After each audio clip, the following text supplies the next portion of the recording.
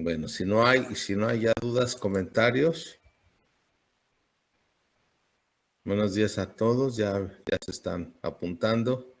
Vania Josefina, Eric Labastida, Julissa Hernández, León Juvencio, Andrea Jacaranda, Uriel Cisneros, Miriam Noemí, Carla Saraí, Kelly Neidin, Juan Jesús, Ana Karen, Maleni, Miriam Angélica, Natael, Marcos Emiliano, Minerva Córdoba, Mónica Leivas, Ángel Obed, Diana Castillo, Brenda Patricia, David González y Alondra Nicole. Bueno, buenos días a todos. Y bueno, si no hay más comentarios al respecto. Te escucho, Andrea, dime. Yo sí tengo dudas. Bueno, es que la verdad como que me confunde algo lo que estaba explicando. Bueno, lo que luego nos pregunta de simpático y parasimpático, de que nos dice el órgano y nos dice a qué ganglio va y lo de la fibra. Yo, por ejemplo, había encontrado que en el caso del simpático, pues ve que está la fibra preganglionar, luego va el ganglio, y decía que por lo regular los ganglios a los que iban podían ser 3, que era el paravertebral. Sí. Paravertebral, el de la raíz raquídea, que era la raquídea, me parece, y el visceral. Entonces, cuando usted nos pregunta, podemos decir cualquiera de esos, si es que está preguntando en el caso del simpático. Si quieres mi duda, sí me confundo un poco. Sí, en el caso del simpático, las fibras simpáticas preganglionares, bueno, ya sabemos, todas las fibras simpáticas preganglionares van a tener su origen en los núcleos. ¿Cuáles son los núcleos simpáticos? Las astas laterales. ¿De qué parte de la médula? Solo de los segmentos medulares T1 a L2, solo ahí, ¿sí? Y todas las fibras simpáticas preganglionares van a salir todas por la raíz anterior. Todas salen por la raíz anterior, forman parte del nervio espinal y luego ya de ahí, entonces sí, pueden seguir varios caminos. De hecho, creo que en una imagen más adelante voy a repetir esto otra vez. La fibra simpática preganglionar abandona el nervio espinal y luego, al abandonar el nervio espinal, se va al ganglio simpático paravertebral. Y es ahí donde ya puede haber varios caminos. Ahí ya. El ganglio simpático paravertebral puede recibir a la fibra nerviosa, a la fibra simpática, y hacerse la sinapsis ahí en el ganglio. Esa es una posibilidad. Hacer la sinapsis y luego ya esa fibra regresa al nervio espinal y sigue el trayecto del nervio espinal. Estas fibras simpáticas son las que van a inervar, decíamos, a las glándulas odoríparas, a los músculos piloerectores y a los vasos sanguíneos. Y por eso ven ustedes que uno de los efectos del simpático es vasoconstricción, sudoración y piloerección. Luego tenemos otras posibilidades, otras vías. Es que puede llegar la fibra simpática a un ganglio simpático paravertebral y de ahí puede subir e ir a un ganglio simpático más arriba. O puede bajar a un ganglio simpático más abajo y hacer la sinapsis más arriba o más abajo, dependiendo. O bien puede dirigirse a lo que llamamos en conjunto ganglios esplácnicos. Los ganglios esplácnicos son los ganglios que están en la región, sobre todo en el abdomen, en relación con las vísceras. Tenemos ahí, por ejemplo, el ganglio mesentérico superior, el ganglio mesentérico inferior, el ganglio celíaco. Y ahí hacer la sinapsis en el ganglio esplácnico y ya de ahí salen las fibras postganglionares para inervar a las vísceras, ¿no? Entonces sí, así es, las fibras simpáticas preganglionares pueden ir a un ganglio simpático paravertebral o a un ganglio simpático paravertebral más arriba o más abajo, o regresar al nervio espinal, o ir a un ganglio esplácnico y de ahí ya seguir el trayecto hacia las vísceras, ¿no? De todas maneras, por ahí lo vamos a volver a puntualizar. Sí, más o menos contesté, Andrea. Sí, doctor, gracias. Y otra, bueno, nada más para confirmar, Sí. en el caso de las parasimpáticas, las fibras preganglionares se originan siempre del bulbo raquídeo. Mm, casi, casi, ¿verdad? Recuerden que el parasimpático tiene unos núcleos arriba en el tallo cerebral, que son el núcleo pupilar, el núcleo salival superior, el núcleo salival inferior y el núcleo dorsal del vago. Eso es arriba en el tallo cerebral. Abajo tenemos los núcleos parasimpáticos sacros. En los segmentos medulares S2, S3 y S4, ¿no? Entonces ahí están las fibras parasimpáticas, pues casi todas se van a originar arriba en el tallo cerebral. Sobre todo el núcleo dorsal del vago es el que se encarga de inervar la mayor parte de estructuras. El núcleo dorsal del vago inerva desde laringe, tráquea, bronquios, pulmones, corazón, pleuras, esófago, estómago, duodeno, yeyuno, ilion, colon, ascendente y mitad del transverso. Hasta ahí. O sea, el vago abarca casi todo. La mitad izquierda del intestino grueso, esto es la mitad izquierda del transverso, el descendente, el sigmoides y el recto, son inervados por los núcleos parasimpáticos sacros, ¿verdad? Entonces, casi todo sale del núcleo dorsal del vago, pero también está las fibras parasimpáticas originándose en los segmentos medulares sacros, S2, S3 y S4, ¿sí? ¿Algún otro comentario, muchachos? ¿Quedó bien, Andrea? Sí, ya quedó bien, gracias. Muy bien. Algún otro comentario, chicos, antes de empezar? Bueno, vamos a seguir.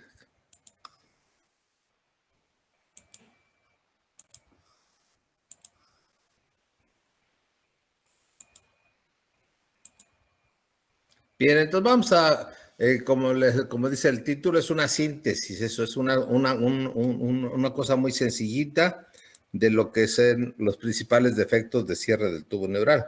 El día de ayer vimos cómo el tubo neural cómo se forma el tubo neural, cómo se va hundiendo, cómo se va plegando. Ya vimos de dónde derivan cada una de las células.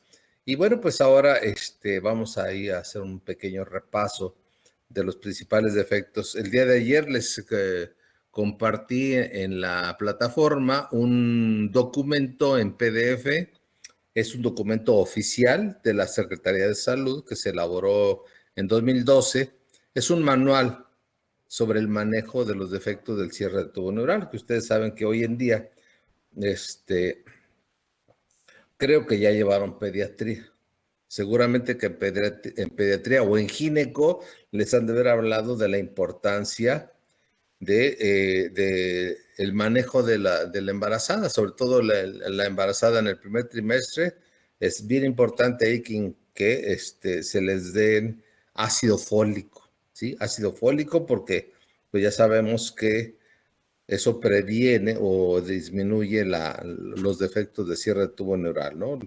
Es una de las principales causas, pero bueno, ese es un manual, como les puse yo ahí en la plataforma, es un manual para, pues, cuando quieran ustedes consultar, es un poquito extenso, pero también es accesible, ¿no? Ustedes lo pueden ver. Bueno, vamos a seguir aquí. Bueno.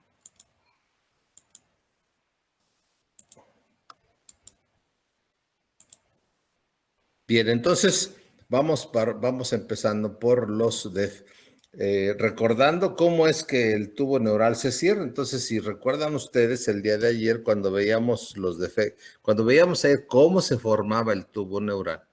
Bueno, pues vamos aquí a esto, a recordarlo así de manera sencilla. Pero digamos primero que el ectodermo en la parte media sufre un engrosamiento, ¿sí? Ahí hay un engrosamiento inducido por la notocorda. Luego ese engrosamiento se empieza a hundir. Ese engrosamiento, ya después de que se forma el surco neural, bueno, pues va a llegar el momento en que se va a formar ya el tubo neural. Eso es lo que vimos el día de ayer, la manera secuencial de cómo cómo se va formando el tubo neural, ¿no? Desde un ectodermo, placa neural, surco neural y tubo neural. Ese es el surco. Pero ahora, bueno, hay que recordar que cuando se va cerrando, cuando se va formando el tubo neural y se va formando el embrión ya tubular, con estructura tubular, las demás estructuras también, ¿no? Y entonces, por ejemplo, aquí a los lados del tubo neural vamos a tener la condensación del mesodermo paraxil, ¿sí? Ese mesodermo paraxil que forman los somites, los somitas que vimos el día de ayer en algunas imágenes, veíamos que hay condensaciones de mesodermo paraxil que forman los somites. Y esos somites o esos somitas tienen, cada somite, aquí voy a poner un pedacito de un somite, cada somite tiene 3 porciones, ¿sí? Tiene 3 porciones, una que es el esclerotomo, otra que es el dermatomo, y otra que es el miotomo. Cada una de estas porciones, recuerden que el mesodermo paraxil está formado por células mesodérmicas, células mesenquimatosas que pueden diferenciarse. Y bueno, aquí tenemos las células mesenquimatosas que forman el esclerotomo, son las células que se van a diferenciar para poco a poco envolverlo al tubo neural y dar origen, aquí vemos cómo el mesodermo se empieza a condensar aquí, se empieza a condensar acá, se empieza a condensar acá y se empieza a condensar acá. Y entonces vean ustedes cómo ya ahí de manera primitiva y así medio rústico, pero ya tenemos ahí la composición de una vértebra, ¿no? Apófisis espinosa, apófisis transversas y cuerpo vertebral. Ahí está, ¿no? De tal manera que los defectos de cierre del tubo neural pueden ser desde defectos muy superficiales hasta muy profundos. Ahí, entonces, iremos viendo cada uno de estas alteraciones. La primera defecto de cierre del tubo neural que tenemos es el meningocele. Cele es cavidad y meningo es una cavidad formada en este caso, por la dura madre. Entonces, hay un defecto de cierre aquí. Vamos a poner acá el borrador. Imagínense ustedes que aquí, en vez de que se cierre, se queda ahí abierto. Ahí se queda abierto. No se forma la vértebra bien, no se alcanza a cerrar. Y entonces las meninges que se están formando, ahí está una meninge, pues la meninge se sale. ¿Sí? La meninge sale por la parte posterior y entonces aquí tenemos un meningocele. Por lo general los meningoceles los vamos a encontrar en la región lumbar. Y esta malformación congénita, bueno, pues vemos ahí que solo vamos a tener un saquito herniario, una saliente de las meninges de la dura madre. ¿Qué va a tener por dentro ese saquito? Pues va a tener líquido cefalorraquídeo. La médula espinal permanece intacta, por eso es que no hay alteraciones graves aquí, ¿sí? La médula espinal está intacta, este es el meningocele. Pero bueno, pues ustedes ven, imagínense ustedes a un niño, un recién nacido, que tenga un saquito en la región lumbar con líquido cefalorraquídeo y que por cualquier alteración en este saco puede repercutir de manera directa en la médula espinal. Tratamiento, pues ya saben ustedes que el tratamiento es quirúrgico, ¿no? Y luego enseguida tenemos el meningomielocele. También se puede llamar meningocele. Es igual. El mielomeningocele, pues el nombre ya nos está diciendo. Mielo, médula espinal, meningo, meninges, o meningomielocele, meninge, médula espinal y cele, la cavidad. Entonces aquí ya tenemos un saquito herniario en el que se sale la dura madre, se forma un saquito, pero ese saco herniario contiene médula espinal. Vean ustedes aquí la imagen. Ahí dentro del saco herniario hay una porción de la médula espinal. Y aquí la médula espinal ya puedes, por lo mismo de que está haciendo protrusión, esa médula espinal pudiera estar ya afectada y entonces, pues luego vamos a ver lo que puede pasar, ¿no? En este caso, generalmente lo que vamos a ver, ay no, perdón, se me brincó. Aquí ya vamos en el meningo mielocele vamos a poder apreciar que va a haber un síndrome que se llama, y que lo veremos cuando vamos a médula espinal, síndrome de sección medular completa. ¿Qué quiere decir? Que del sitio de la malformación para abajo, el niño no va a tener ni sensibilidad ni motilidad. Generalmente los meningoceles los vemos a nivel de L2, L3. De ahí para abajo, el niño no va a tener ni sensibilidad ni motilidad. Es un síndrome de sección medular completa. Y bueno, ahí desgraciadamente el tratamiento, pues a lo más es corregir ahí el saco herniario, pero la médula espinal no se puede reconstruir, ¿no? Recuerden ustedes que el tejido nervioso es de lo más delicado que puede haber. Y cualquier lesión del tejido nervioso, por lo general, es irreversible. Por lo general es irreversible, así es que este tipo de pacientitos pues tienen de por vida ese síndrome de sección medular completa. Por ahí en las prácticas comunitarias que hemos hecho, alguna vez por ahí nos tocó, ¿cómo se llama? Tenango del Aire. Fuimos al pueblo de Tenango del Aire, ahí ya saben ustedes que está un zocalito y que está un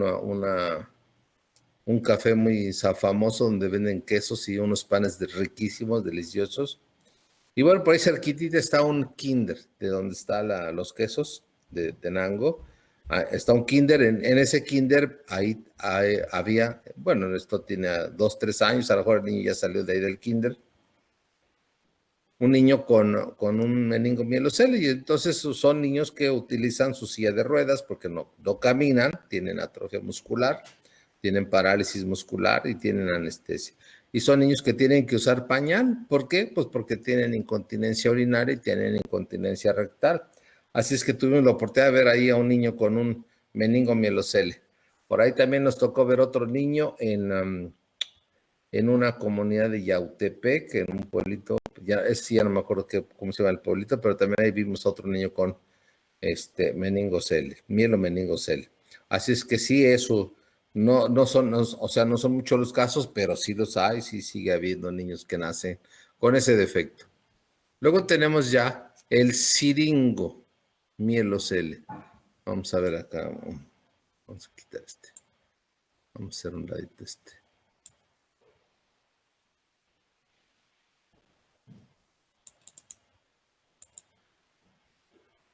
El siringo mielocele es un siringo, quiere decir cavidad anormal. El siringo mielocele es una cavidad anormal dentro de la médula espinal. Entonces aquí ustedes están viendo en la imagen del lado izquierdo, esto que vemos aquí, bueno, lo voy a marcar ahí.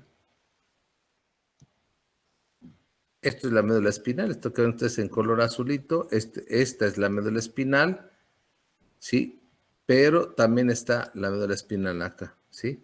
Entonces, tenemos que el canal ependimario está dilatado a expensas de una cavidad anormal, que es el siringomielocele, ¿no? Entonces, en el esquema del lado derecho, volvemos a ver ahí la médula espinal, que sería esta la médula espinal, pero luego esto se va hasta acá, y hay una cavidad, que es esta, la cavidad anormal.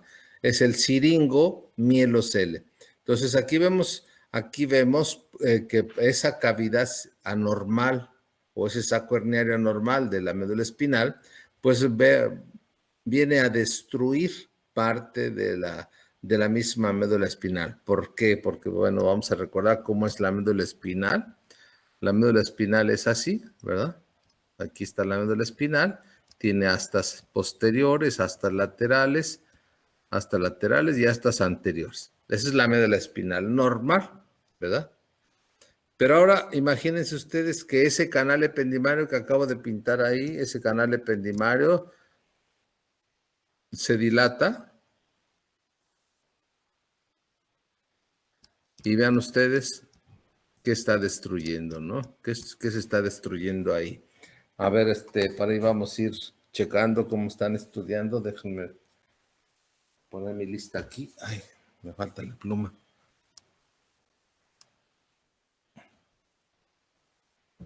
Y aquí está la pluma.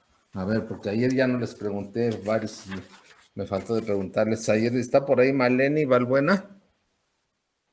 Sí. Maleni, buenos días. A ver, hija, viendo la imagen, este siringomielocele está destruyendo lo que es la parte posterior de la médula espinal. Todavía no vemos qué cordones o qué fascículos están en la parte posterior, pero ya sabemos que son las astas posteriores, ¿no? ¿Cuál es la función de las astas posteriores, Maleni? Es lo sensitiva, ¿no? Así es sensitiva, exacto. Y entonces ahí tenemos primero ya destrucción de las astas posteriores, con lo que tenemos la alteración sensitiva, ¿no? Y bueno, además esto va a depender también del tamaño de la lesión, porque puede ser que esta cavidad siríngica sea todavía más amplia, ¿sí? Y afecte las astas laterales o hasta las astas anteriores, ¿no? Entonces vamos a tener alteraciones sensitivas motoras. Esa cavidad siríngica normal generalmente afecta las astas posteriores, puede afectar las astas laterales hasta las astas anteriores, ¿no? Entonces hay una destrucción del tejido nervioso, no se forma bien la médula espinal y entonces tenemos ahí afectaciones. En el siringomielocele vamos a tener algo muy parecido, vamos a tener una pérdida de la sensibilidad y de la motilidad del sitio de la lesión para abajo, ¿sí? Ese es el siringomielocele. Luego tenemos el mielocele, que es todavía ya un defecto de cierre más profundo, donde aquí ¿qué es lo que ocurre? Pues aquí lo que ocurrió es de que ya no se cerró la vértebra. Aquí estamos viendo, vean ustedes la vértebra. Ahí está, esta es la vértebra, quedó abierta la vértebra, ¿sí? Los músculos tampoco terminaron de aproximarse y este pedazo o esta porción de tubo neural, pues no se cerró. O sea que lo que normalmente vemos del tubo neural es esto, ¿verdad? Es el engrosamiento, es la placa neural, es el surco neural, ¿sí? Es el surco neural, luego el surco más profundo y luego finalmente ya se cierra y queda dentro del tubo neural, ¿no? Ese es lo normal. Pero aquí precisamente se queda detenido aquí. No se cierra el tubo neural, queda abierto parcial, queda abierto y vemos entonces aquí que pues no hay canal ependimario, ¿no? El canal ependimario lo vamos a ver abierto hacia el exterior. Ahí está el canal ependimario abierto hacia afuera. Y pues igual, aquí también vamos a tener, bueno, en este mielocele, aquí se puede ver o se puede apreciar que se va a perder el líquido cefalorraquídeo, el líquido cerebroespinal. Ahí sí ya es un poquito más delicado. Además de que hay una sección medular completa, esto es, del sitio de la lesión para abajo, no hay movimiento, no hay sensibilidad. Además de eso, vamos a tener pérdida de líquido cerebroespinal por esta región, ¿no? Ahí, bueno, pues aun cuando no se puede reconstruir la médula espinal, por lo menos se tiene que cerrar esa abertura que queda ahí, se tiene que cerrar en la región dorsal, se tiene que hacer una cirugía reconstructiva. No vamos a reconstruir la médula espinal, no, pero pues por lo menos que no haya ese riesgo de que el tejido nervioso esté expuesto al exterior. Ese es el mielocele. Luego tenemos algunas imágenes, aquí vean ustedes algunas imágenes. La del lado derecho está un poquito borrosa, pero bueno. Aquí miren, esta imagen es de un bebé que nació, en alguna ocasión estuve por ahí en el Hospital Civil de Cuernavaca, estuve ahí en Gineco, y por ahí nos pudimos, esa foto la tomé yo, es un producto del que le tomé yo la foto, es un niñito que nació con raquisquisis y anencefalia. Entonces, dentro de los defectos de cierre del tubo neural hay variedades, ¿no? Por ejemplo, esta que se muestra aquí es una espina bífida abierta. Es un tubo neural que se formó bien, el tubo neural se cerró, pero la vértebra, recuerden ustedes que el tubo neural cuando se forma, el tubo neural es rodeado por células mesenquimatosas que empiezan a proliferar, a crecer, empiezan a crecer, ¿sí? Y aquí se va a formar la futura posespinosa, aquí las apófisis transversas, y aquí es toda esta parte de aquí, vamos a ver, aquí se va a formar el cuerpo de la vértebra, ¿no? Entonces este mesodermo, ese esclerótomo va a formar. Y cuando se forma la posespinosa, no alcanza a fusionarse, y entonces tenemos la espina bífida abierta, ¿no? Que bueno, pues es nada más la alteración ósea. Ahí no se afecta a la médula espinal, solo está la apófisis espinosa doble. Luego tenemos que es un defecto de cierre de todo el tubo neural. Ahí tenemos una craneorraquisquisis, ¿sí? Esto es el cráneo y la médula espinal permanecen abiertos, ¿no? El tubo neural no se cierra. Y generalmente cuando hay esto, pues además esto se va a acompañar de anencefalia.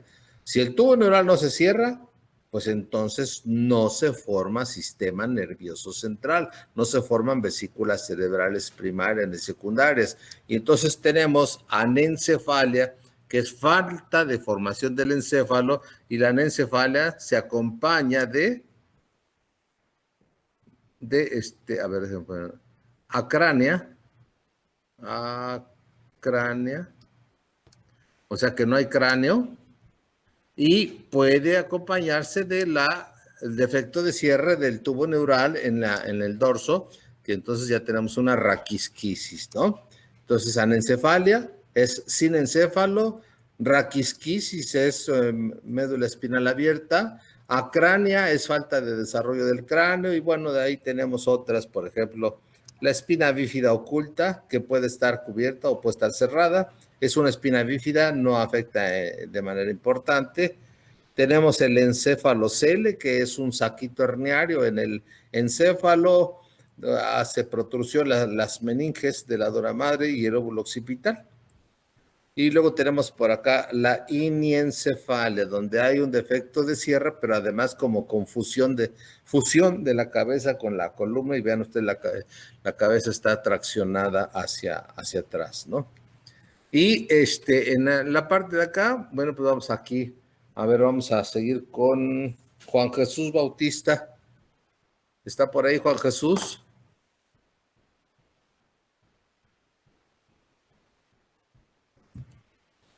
¿Juan Jesús no está? ¿No me escucha Juan Jesús? ¿O no tiene micrófono? A ver. No veo mensaje, no escucho a Juan Jesús. Juan Jesús Bautista.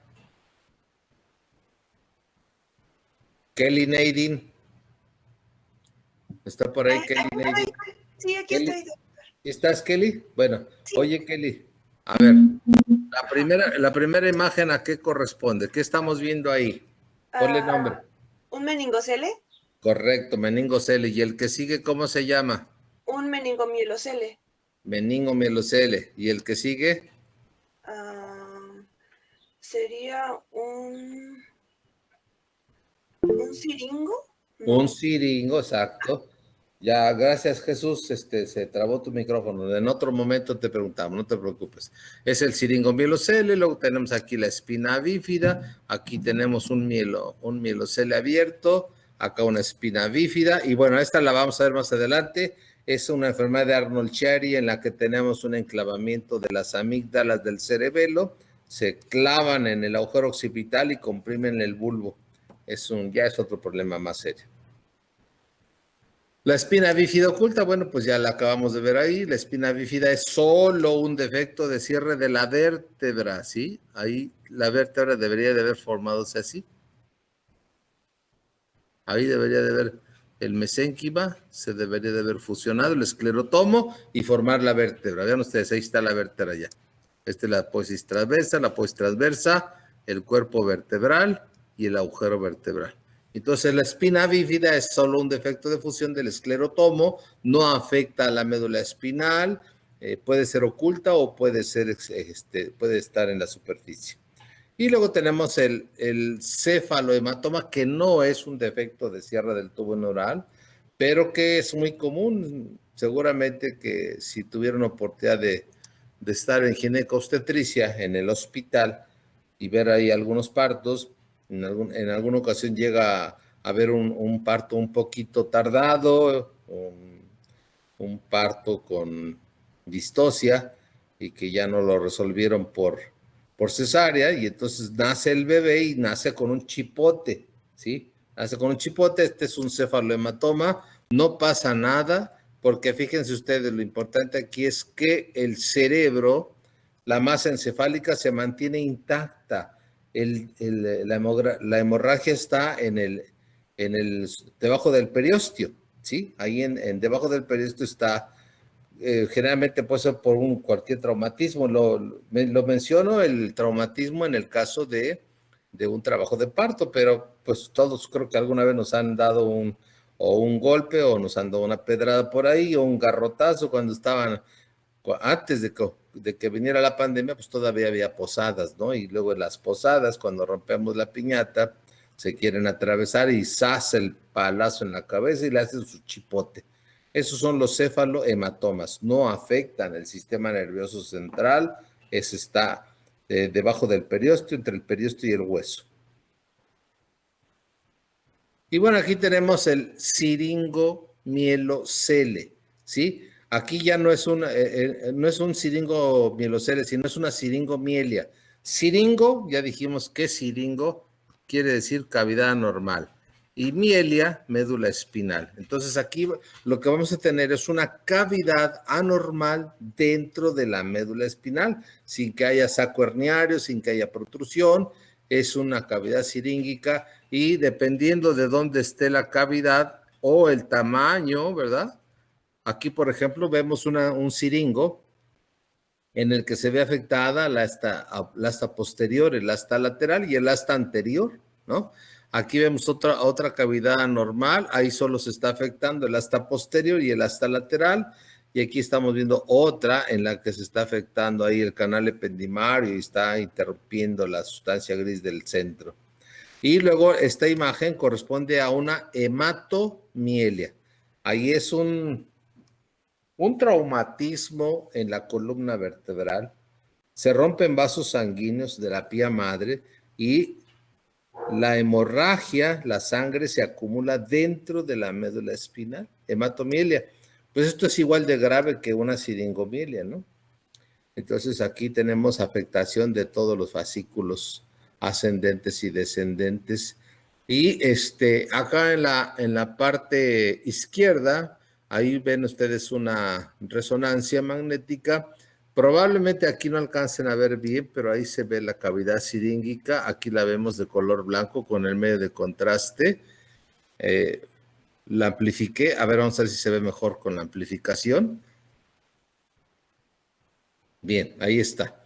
Entonces vean ustedes estas imágenes, ahí se ve clarito, aquí se ve esa cavidad anormal, ahí está esa cavidad anormal. Y luego con el medio de contraste para que se vea de color blanquecino ahí está. Ese es un siringomielo, es una cavidad anormal dentro de la médula espinal. Acá arriba estamos viendo el cerebelo, el bulbo raquídeo y luego ya más allá el lóbulo occipital, ¿no? Y acá también lo estamos viendo, esa es la médula y ahí se ve esa cavidad anormal. Se llama siringomielo, es un siringomielo.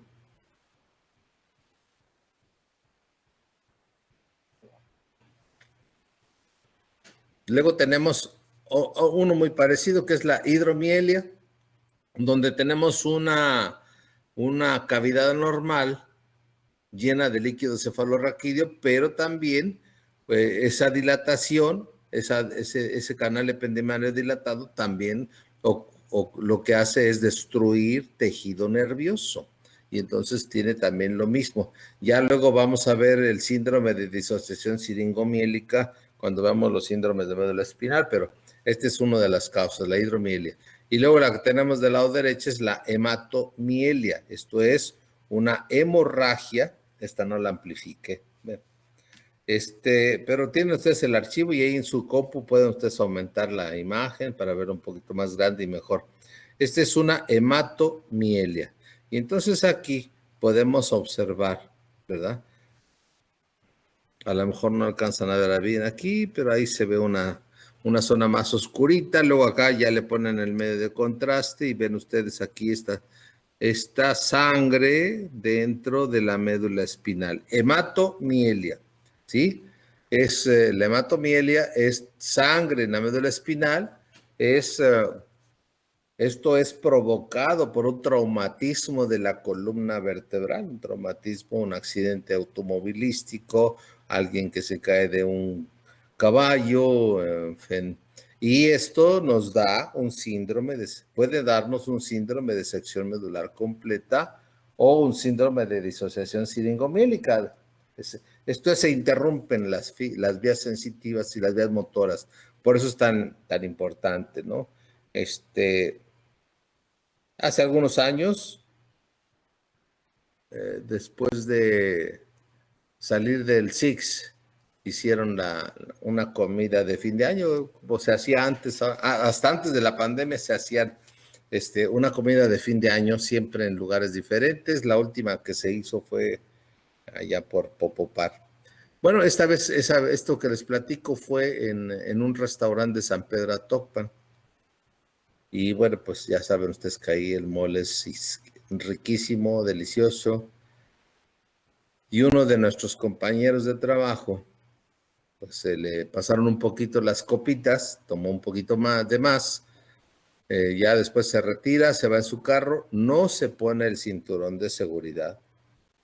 Y saliendo a entroncar ahí en la carretera que va a llegar a Xochimilco, se voltea, tiene un traumatismo en la espalda, se produce una lesión, así como esta, una hematomielia, a nivel de nivel de sexta y séptima vértebras dorsales o torácicas.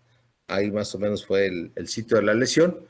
Este joven, porque era una persona muy joven de Tláhuac, que era un maestro de educación física, muy querido en Tláhuac, con pues tenía mucho reconocimiento del pueblo, ¿no? Se los digo porque cuando fuimos al entierro, fue algo impresionante el mundo de gente que se salió de sus casas, porque allá se acostumbra que el ataúd se va por las calles hasta llegar al cementerio. Bueno, pues todas las calles se cerraron, era un mundo de gente. Luego, como era maestro de deportes y tenía mucho feeling ahí con el fútbol, pues primero llevaron el ataúd a la cancha de fútbol y ahí les rindieron un homenaje en presencia de su cuerpo y luego ya el sepelio.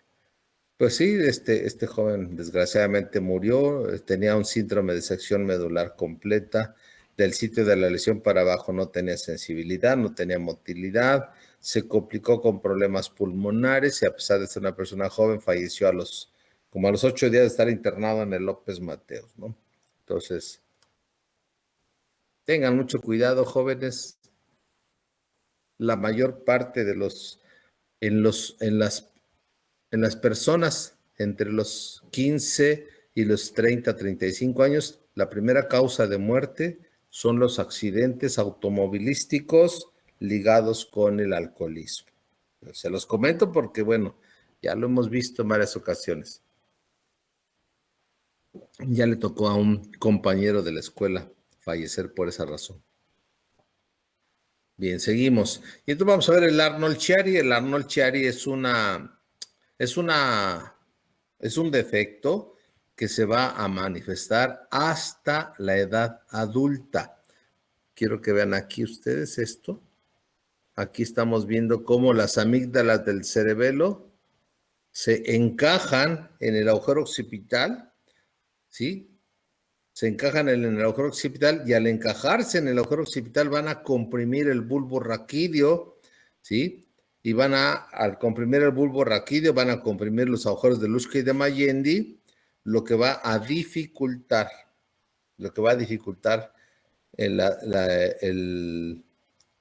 el que circule adecuadamente el líquido cefalorraquídeo.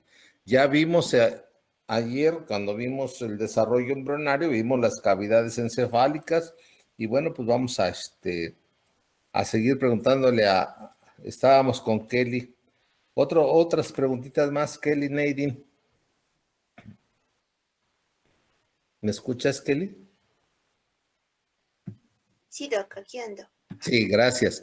Recuérdanos, por favor, cuáles son las cavidades encefálicas y si pudieras recordar un poquito el orden desde arriba hacia abajo. ¿Cuál es primero, cuál sigue después? A ver, recuérdanos las cavidades encefálicas, Kelly. ¿Eso es lo de los ventrículos laterales? Correcto. ¿Los ventrículos? Ajá. Correcto. Bueno, de superior a inferior es el ventrículo lateral, el tercer ventrículo. ¿Sí? Y el cuarto, y entre ellos dos, pues va a estar lo que es el acueducto de Silvio. Perfecto. ¿Y luego por dónde se sale el líquido? Por el agujero de Monroe y el de Luteshka o... Luschka. Ajá. Luschka, ajá. Ajá, bien. Entonces, fíjense bien, el líquido cefalorraquídeo se produce en las cavidades encefálicas, que Kelly nos acaba de decir, son 2 ventrículos laterales, es un tercer ventrículo y es un cuarto ventrículo, y entre el tercero y el cuarto tenemos el acueducto de Silvio o acueducto cerebral. Entonces, el líquido cefalorraquídeo se está produciendo, y está circulando. Cuando llega al cuarto ventrículo, se sale por los agujeros de Luschke de Magendie y se va al espacio subaracnoideo. Pero si aquí tenemos una protrusión, aquí tenemos un enclavamiento de las amígdalas y estamos comprimiendo la parte inferior del bulbo, estamos comprimiendo los agujeros de Luschke de Magendie y entonces vamos a ver que el líquido cefalorraquídeo se va a empezar a acumular acá, acá y acá. Y eso se traduce en hidrocefalia. Entonces, en el Arnold Chiari tipo 1, lo primero que vamos a tener es hidrocefalia, un aumento de presión dentro del cráneo. Esto generalmente es de manera repentina, o sea, el enclavamiento de las amígdalas, no crean que es poco a poquito, se enclavan y ¡pum!, se desencadena todo. Y lo primero que aparece es hidrocefalia. Y cuando hay un aumento de presión en el encéfalo, bueno, ustedes en clínica ya seguramente que algo han visto de estos, porque ya llevaron locomotor, ya llevaron traumatismos craneoencefálicos. A ver, Diana Castillo. Diana, ¿está por ahí, Diana? Sí. A ver, hija, recuérdanos, Diana, ¿cuáles son las manifestaciones de un aumento de presión intracraneana?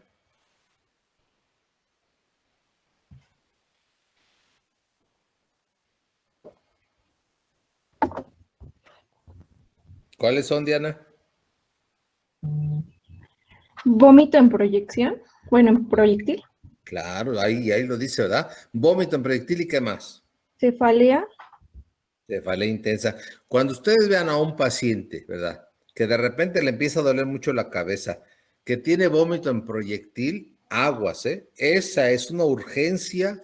A ese paciente hay que llevarlo inmediatamente al hospital, nada de que lo llevamos al consultorio, lo vamos a tener en observación a ver cómo sigue. No, porque ahí se les muere. Entonces, un paciente que llega o que presenta de repente dolor intenso de cabeza, pero fuerte, y empieza a vomitar, vómito en proyectil, Ese es un aumento de presión intracraneana que se presenta en el Arnold-Chiari, pero que se puede presentar, por ejemplo, con la presencia de un tumor intracerebral. Puede ser un astrocitoma, un oligodendrocitoma, un meningioma, ¿sí? Que afecten la circulación del líquido cefalorraquídeo y aumenten la presión intracraneana. Así es que recuerden, el aumento de presión intracraneana puede ser por esta enfermedad que no es muy común, el Arnold-Chiari, pero puede ser por un tumor que está creciendo dentro del cerebro, puede ser también después de un traumatismo cráneoencefálico, se rompió un vasito sanguíneo y empezó a aumentar la presión del cráneo, ¿no? Entonces, por eso es tan importante saber traumatismos cráneoencefálicos.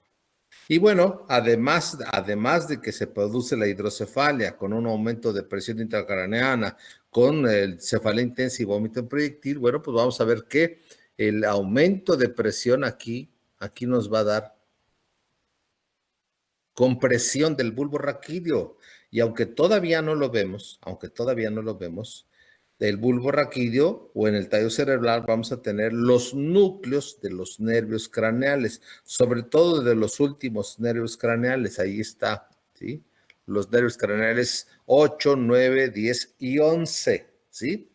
Entonces, vamos con Lenin Juvencio. ¿Estás por ahí, Lenin?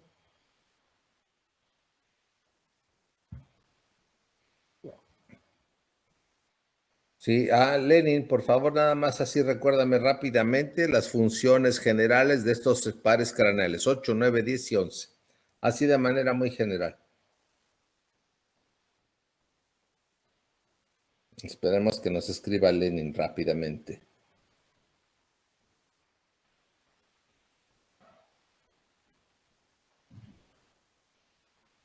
8, equilibrio y audición. Perfecto, Lenin, muy bien. Luego.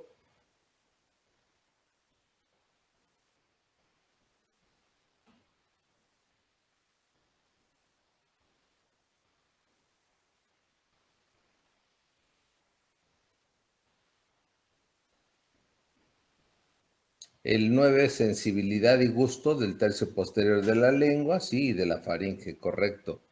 El 9. Y luego el 10.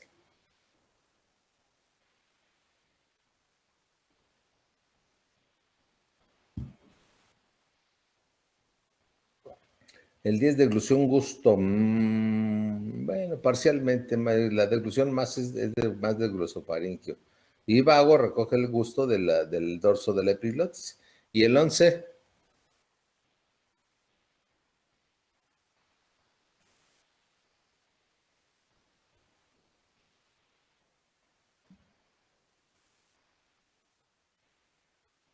Músculos esternocleidomastoideo y trapecio. Muy bien, Lenin, muchas gracias. Bueno, entonces, fíjense bien. La compresión es provocada porque se enclavan las amígdalas del cerebelo. Se meten en el agujero occipital, comprimen al bulbo raquídeo y ahí tenemos en el bulbo raquídeo los núcleos de los últimos pares craneales. Y entonces podemos encontrar varias alteraciones, algunas que vamos a ver relacionadas con esto. Por ejemplo, cervicalgia, dolor cervical. Bueno, dolor cervical porque es en esa región donde se está viendo la afectación y porque están ahí los primeros segmentos cervicales, ¿sí? O sea, una vez que las amígdalas se enclavan, comprimen al bulbo, pero después del bulbo están primero los dos primeros segmentos cervicales y entonces puede haber dolor cervical, vértigo, y acúfenos, esto nos habla de alteraciones del 8 y lo mismo la hipoacusia. Entonces ahí nos está hablando de que se está afectando el 8. Cefalea retroorbitaria, bueno, eso es por el aumento de presión. La diplopia fue de ser visión doble, las fotopsias, visión borrosa, y esto es estos síntomas están relacionados con la compresión del bulbo y en este caso de la vía visual. Y vamos a ver entonces también otras alteraciones como son, por ejemplo, acá dice sordera neurosensorial. O sea, el paciente no oye, pero no porque tenga un problema auditivo, tiene membrana timpánica, tiene huesecillos, todo está intacto, lo que tiene afectado es el octavo par craneal. Se está afectando el cerebelo y por eso podemos tener síndrome cerebeloso, ¿sí?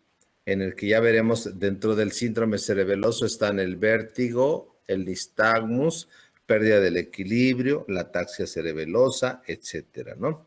La bradicardia sinusal o las palpitaciones pueden ser por alteraciones del nervio vago, décimo par craneal.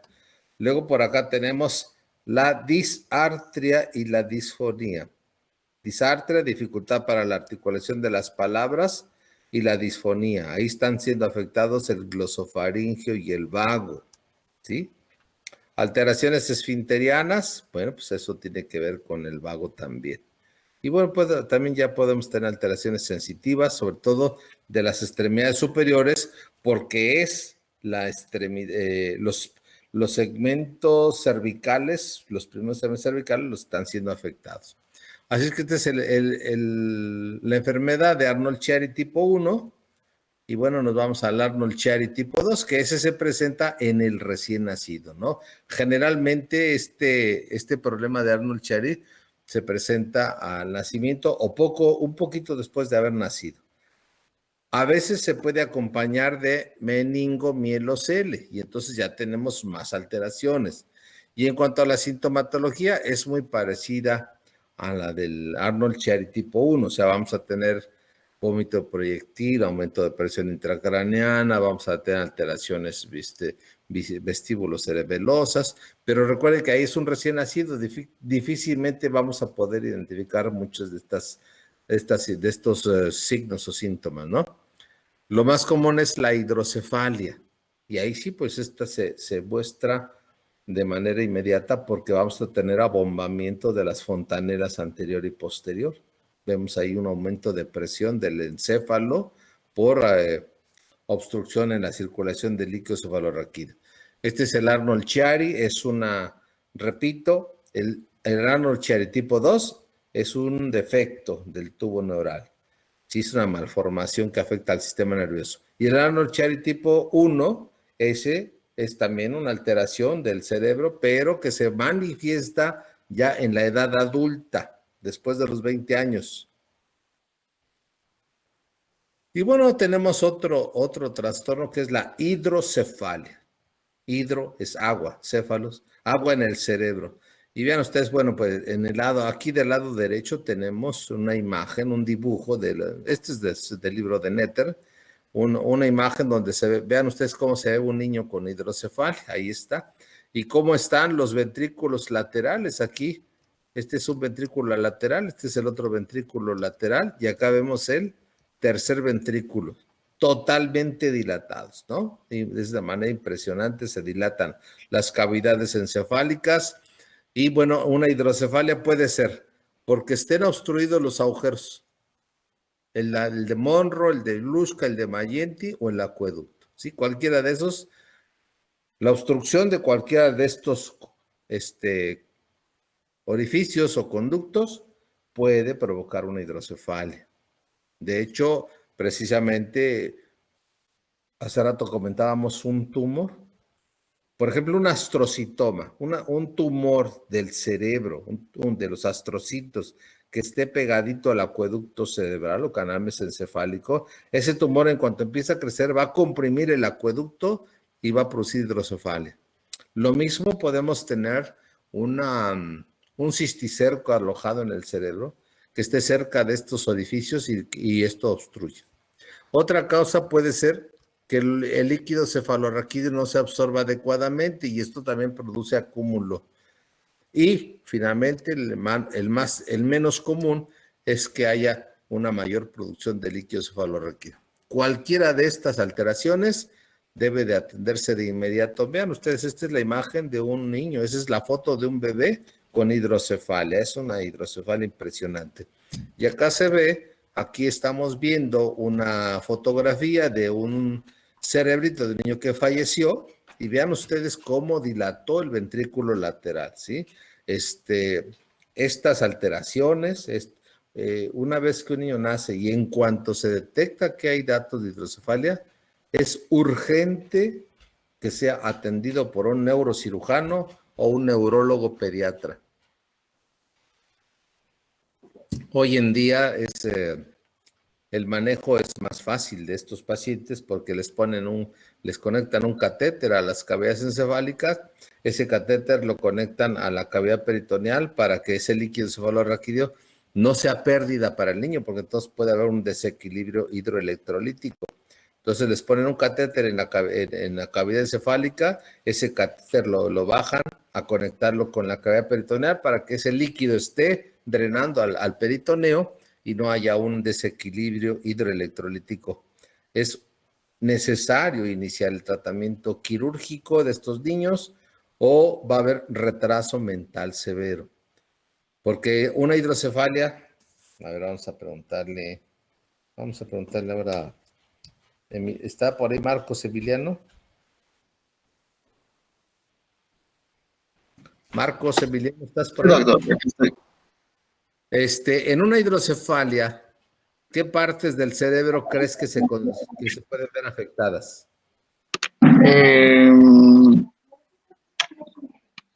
Principalmente se vería afectado pues, las paredes de los ventrículos, ¿no? Las paredes de los ventrículos, y de las paredes de los ventrículos, ¿qué está por fuera? Mira, ve aquí la imagen. Esta es la pared del ventrículo. Ajá. ¿Y qué está por fuera? La corteza. ¿Qué parte de la corteza cerebral se puede afectar? Mm, pues puede ser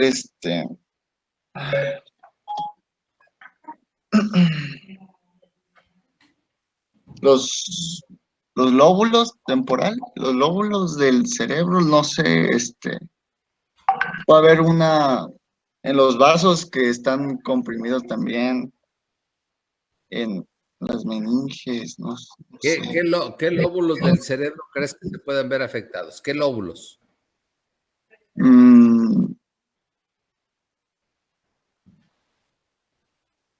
los temporales, Los temporales, sí, ¿qué más?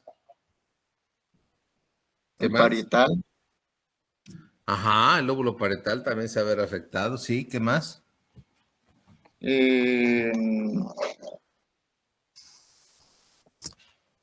pues prácticamente todos serían, ¿no, doctor? Eso es, Marco, eso es correcto.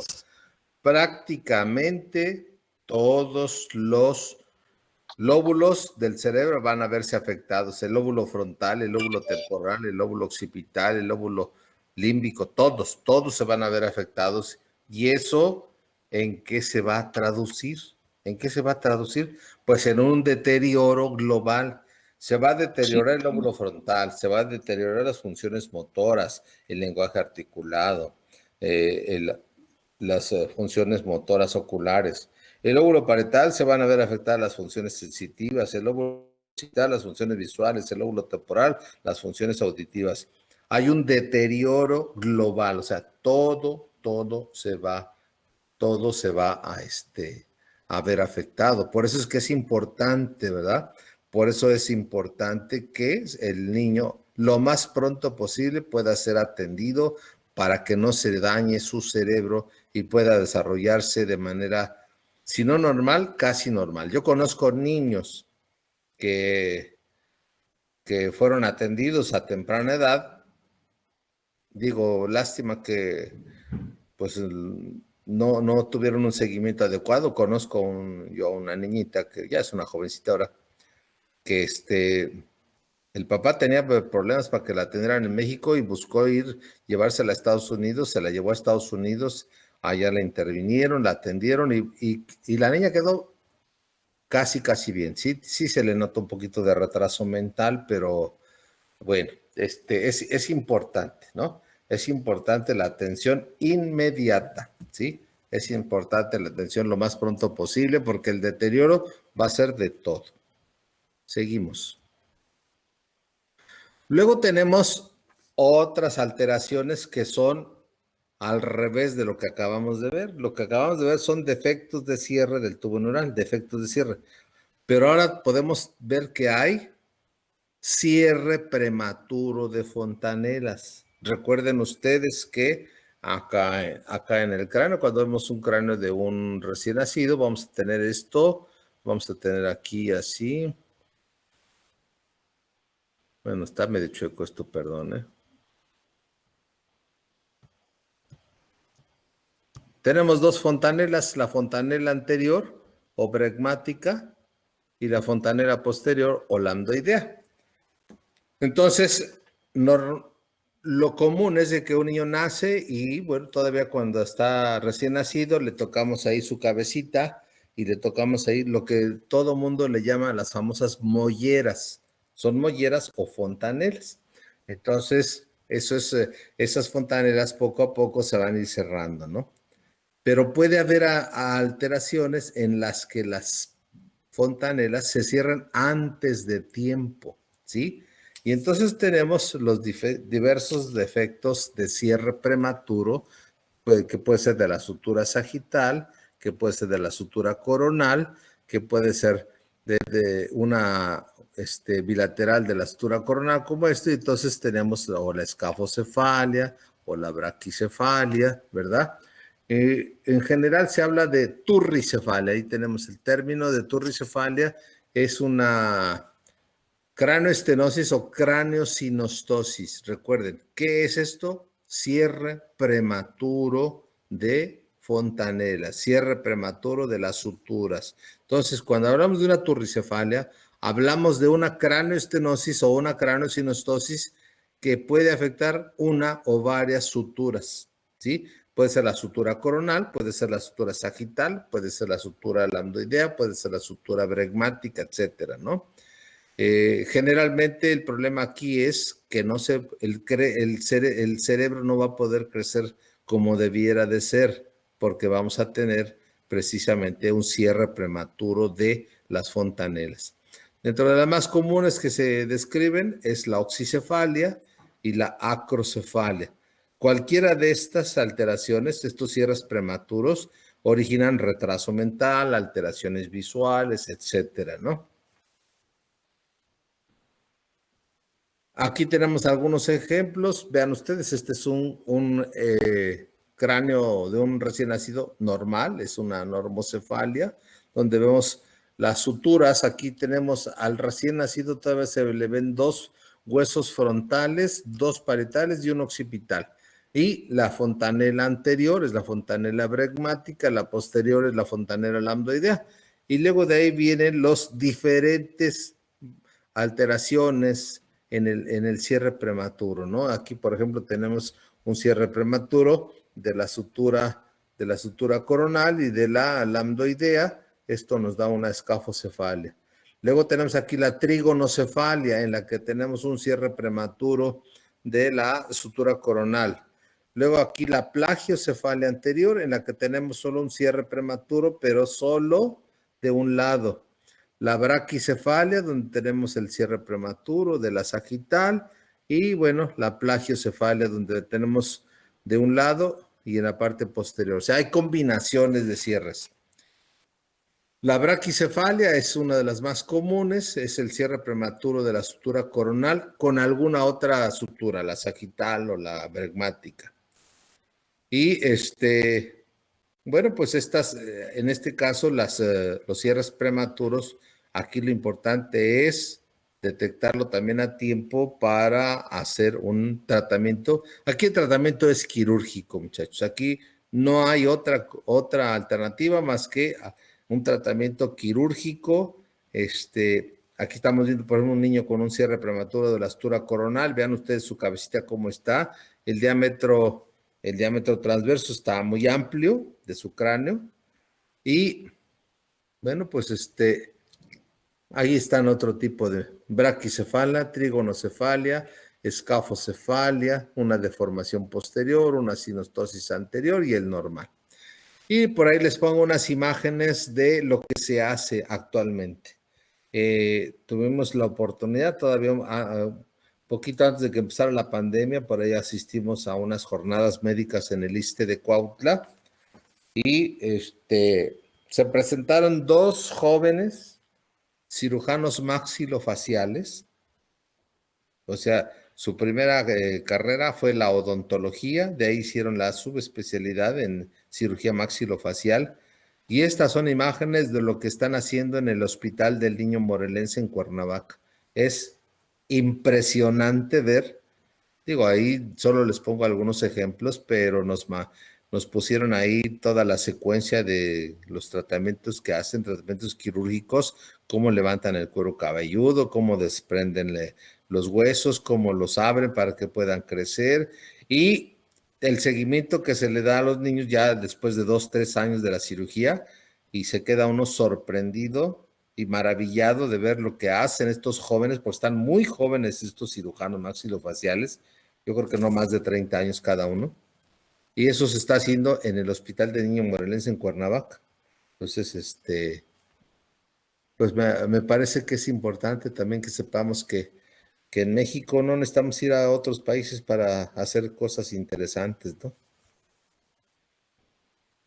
Bien, aquí más acrocefalia y oxicefalia. Vean ustedes las imágenes, ¿no? Acá, por ejemplo, tenemos el cráneo con esta elevación, hay una escafocefalia con el diámetro anteroposterior muy ancho, ¿sí? Y aquí vemos otro niño también con un cráneo deformado. Aquí vemos el diámetro anteroposterior muy amplio. Bueno, todos estos son ejemplos de cráneo-sinostosis o cráneo-estenosis. Este es el encéfalocele, que ya lo habíamos comentado. El encéfalocele es una protrusión en la región de la nuca, en la región occipital. Hay un saco herniario con meninges y con tejido cerebral. Miren, ahí hay tejido cerebral. Este es un encéfalocele que está protruyéndose por este saquito herniario, pues el lóbulo, ahí es el lóbulo occipital. ¿Qué alteraciones puede tener? Pues va a haber, aquí vamos a tener alteraciones visuales, ¿no? Porque pudiera ser que se haga la cirugía plástica de esta región y cerrar aquí, pero lo que no podemos es reconstruir el lóbulo occipital. No podemos reconstruir la corteza visual primaria. Entonces, estos niños pues van a tener alteraciones cegueras de tipo cortical, ¿no? Y bueno, estos encéfaloceles también se pueden presentar en la región anterior. Este es un dibujo y este ya es una fotografía de un encéfalocele frontonasal. ¿Sí? Es pequeño y no abarca tanto tejido. Y bueno, aquí estaba lo que hace. Sí, me acordaba que había puesto otra vez esta imagen. Para recordar parte de lo que ya vimos ayer y que quería yo que repasáramos un poquito, ¿no? Entonces, fíjense bien ustedes, tenemos que las fibras aferentes o sensitivas, son parte de la raíz posterior de cualquier nervio espinal, ¿sí? Recuerden ustedes que tenemos los nervios espinales, son 31 pares de nervios. Son 8 cervicales, 12 dorsales, 5 lumbares, 5 sacros y un coxigio, ¿no? Entonces, todos los nervios espinales, todos, los 31 pares de nervios espinales van a tener estos componentes funcionales de la raíz posterior. ¿Qué vamos a tener ahí? Solo neuronas aferentes, solo neuronas sensitivas.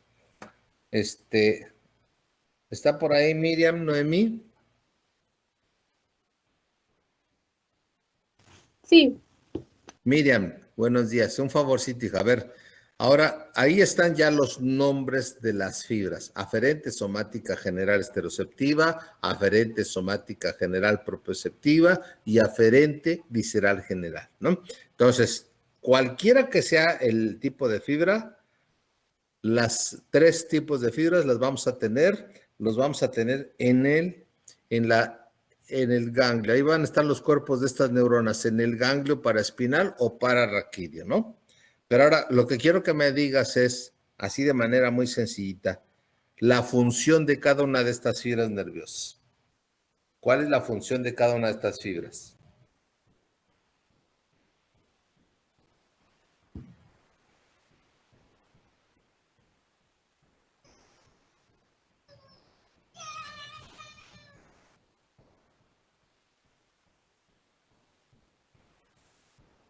No me escucha esta Miriam por ahí. Sí, le escucho. Miriam, te escucho. Sería traer la información. ¿Sí me escucha? Sí, yo te escucho bien. Ah, ok. Sería traer la información de los receptores al sistema nervioso central. Correcto, sí. Pero ahora dime qué tipo de información va a llevar cada una de estas fibras. Empezamos por la aferente, somática, general, esteroceptiva. ¿Qué tipo de información va a llevar?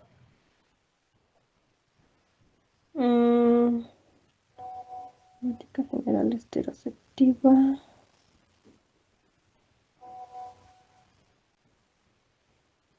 ¿Sería sensitiva? ¿Y cuál es la sensitiva? A ver, explícame un poquito más ahí. Ya te puse ahí en el esquema. Ya te puse ahí. Una fibra aferente, somática, general, esteroceptiva. Ujú. Ahora dime, ¿qué tipo de información recoge? Somática general esteroceptiva. Bueno, puede conducir la información de dolor, temperatura, tacto y presión. Correcto, muy bien, Viria. Entonces, las fibras aferentes, somáticas, generales, esteroceptivas van a recibir información del exterior. ¿Qué viene del exterior? Lo que acaba de decir Miriam, dolor, temperatura, tacto y presión. ¿Dónde están estos receptores? En la piel. Miriam, a la que sigue, aferente, somática, general, propioceptiva. Bueno, esa va a conducir la información propioceptiva que proviene de músculos, articulaciones, del propio organismo. Exacto, del propio organismo. Voy a recoger la información que se origina en los músculos, en las articulaciones y los tendones, ¿no? Uh-huh. Bien, la última, Miriam. Visceral general. Conduce la información que proviene de estructuras viscerales. Correcto, muy bien.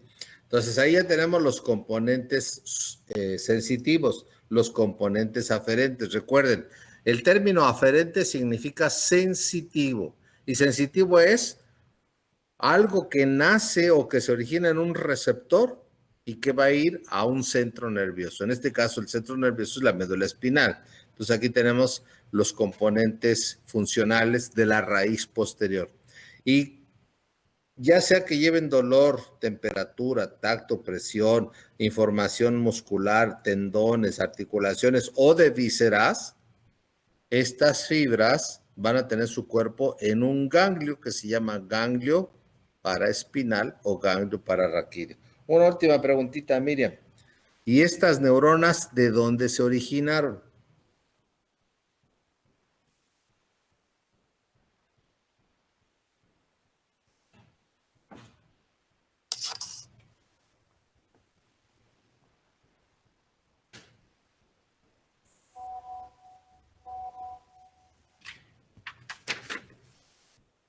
¿Sí, Miriam?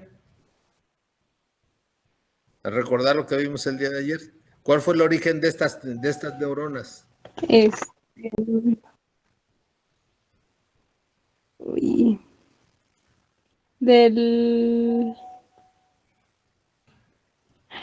lo que vimos ayer de la capa del manto y del Así es, tubo así es. neural, ¿verdad? Así es, todo lo que vimos de neurohistogénesis. Entonces, estas neuronas sensitivas, ¿de dónde se originaron?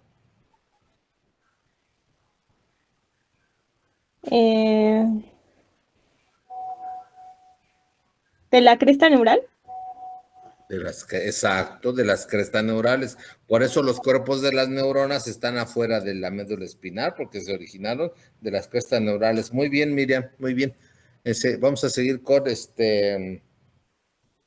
Marcos Emiliano, ¿está por ahí Marquitos? Sí, doctor, dígame. Sí, a ver, Marcos. Entonces ahora vámonos ahora acá. Vámonos acá. Ah, bueno, aquí mismo, aquí mismo. Aquí tenemos ¿cómo se llama? Esa neurona que está ahí. ¿Cómo se va a llamar esta neurona? Eferente. No. Ajá, ¿eferente qué? Sí. Eferente, somática. Correcto, eferente somática. ¿Y cuál fue su origen de esta neurona? ¿De dónde se originó? De las... Del asta... Sí, ¿no? De la... ¿de dónde se originó embrionariamente de eso? Claro, el origen embrionario, a eso me estoy Ah, refiriendo. Exacto. ¿Cuál fue su de, origen? de la capa del manto. Correcto, de la capa del manto, de la placa alar o basal. De la capa basal. Sí, de O la sea, placa. Acuérdate que una cosa es capa y otra cosa es sí, de la placa. placa. El tubo neural tiene una capa ependimaria, una capa del manto o capa del palio y una capa marginal. ¿Sí? Entonces, esta neurona que está ahí representada es una neurona eferente somática. Y esa neurona eferente somática se originó de la capa del manto, del tubo neural, de la placa basal. ¿Sí? Tú mismo, Marcos. Ahora esta otra que está aquí. Esta otra neurona, ¿cómo se llama? Ponle nombre.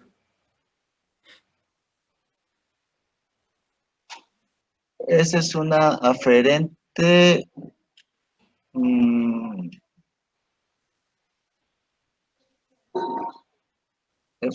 Eferente visceral. Correcto. Esta es una neurona eferente visceral general. ¿Dónde se encuentra el cuerpo de esta neurona? ¿Dónde está su cuerpo? Su cuerpo en el asta. Ahí está señalando, es la que señaló, ¿no? La lateral. Claro, en el asta lateral. Eso Ujú. corresponde a núcleos simpáticos, ¿sí? Y estas neuronas eferentes viscerales generales, ¿por dónde salen y a dónde se dirigen? Ahí está el esquema.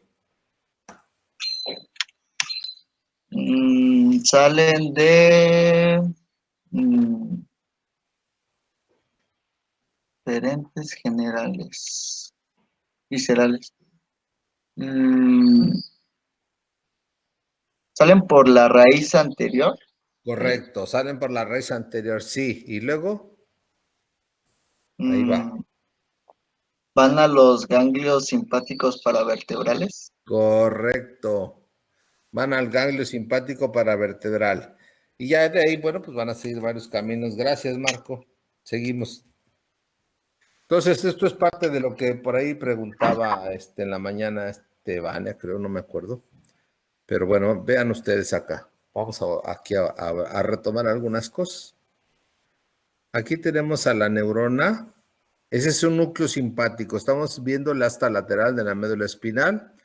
Sale la fibra motora por la raíz anterior. Esa es la raíz anterior. Ahí le pone nete raíz ventral, que es sinónimo. Sale por la raíz anterior. Esta célula o esta fibra.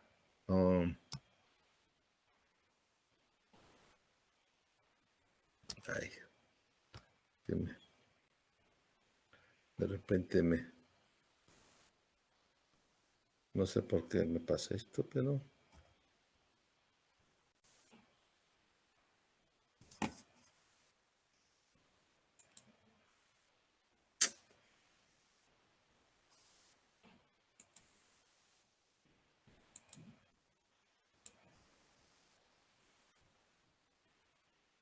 ahí está ya. Bien, entonces vean ustedes. Sale la neurona motora por la raíz anterior, forma parte del nervio espinal y luego puede, bueno, de hecho, se separa del nervio, se dirige al ganglio. Ahí tenemos ya estos que están aquí, son los ganglios simpáticos. Estos son ganglios simpáticos Doc, paravertebrales. Sí, dime. disculpe que lo interrumpa, pero no podemos ver la presentación. Ay, perdón. Según yo ya estaba proyectada, perdón. Pues gracias y no es que me interrumpas, hija, pues si no, ahora sí que estoy como creyendo que están viendo y no están viendo nada, sí. Y se me olvidó ver aquí la otra imagen, la otra laptop ahorita rápido.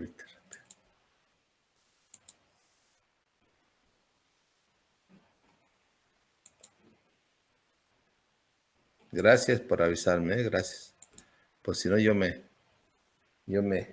sigo como si todos estuvieran viendo.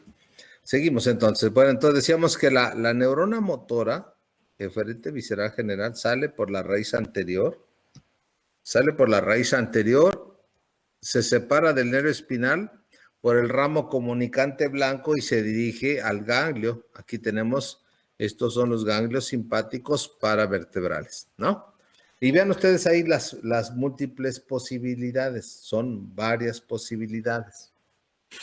La fibra nerviosa puede llegar ahí al ganglio y ahí hacer la sinapsis y regresar al nervio y seguir, oh, qué caray, y seguir el trayecto del nervio espinal. Estas fibras simpáticas postganglionares que van a seguir el trayecto del nervio espinal son las que les decía yo que van a inervar las glándulas sudoríparas, los músculos piloerectores y los vasos sanguíneos. Y son las responsables de la vasoconstricción, la sudoración y la piloerección. Pero puede ser que hagan la sinapsis en el ganglio y luego salgan formando parte de los nervios torácicos para dar la inervación simpática, por ejemplo, del corazón o de los pulmones. O otra posibilidad que ya la habíamos comentado es que la fibra simpática baje y vaya a ganglios que están más abajo y luego de ella salga para dar la inervación. ¿Sí? Entonces aquí es otra. ¿Sí? O más abajo y se dirijan a este ganglio que está ahí. Por ejemplo, este es un ganglio esplácnico.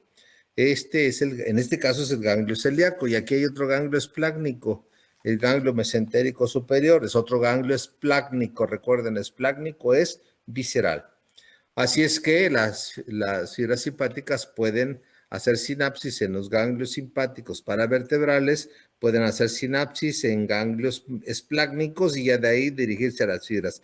O regresar al nervio espinal y seguir el trayecto del nervio espinal. O subir o bajar hacia ganglios simpáticos más arriba o más abajo. Ahora sí quedó ya bien entendido esto, niños. Sí. Ya se ve bien la presentación, ¿verdad? Sí. Muy bien. Andrea, ¿ya no tenemos dudas ahí con respecto a esto? Me dice Andrea que ya. Parece que ya quedó bien. Vamos a seguir entonces.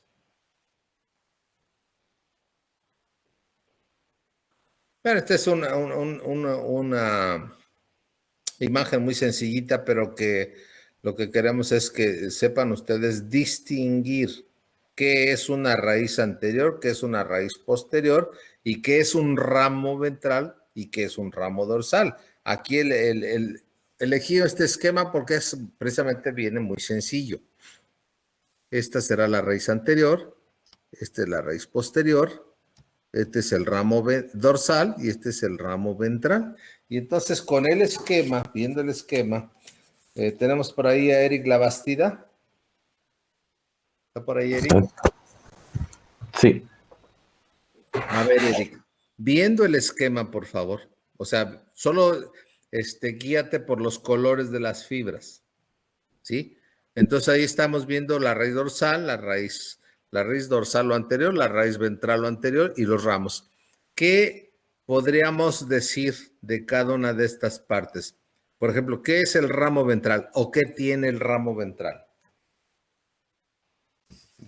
¿De qué está formado el ramo ventral?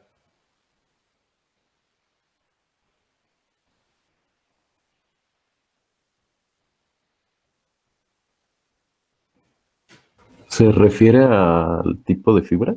Ajá, el tipo de fibra, sí. Serían de neuronas eferentes. Ajá, exacto. El ramo ventral solo va a tener neuronas o fibras eferentes, que pueden ser somáticas o que pueden ser viscerales generales. ¿Sí? ¿Estamos de acuerdo, Eric? Ujú. ¿Qué vamos a tener en la raíz dorsal o posterior? ¿Cuáles serán los componentes funcionales de la raíz posterior?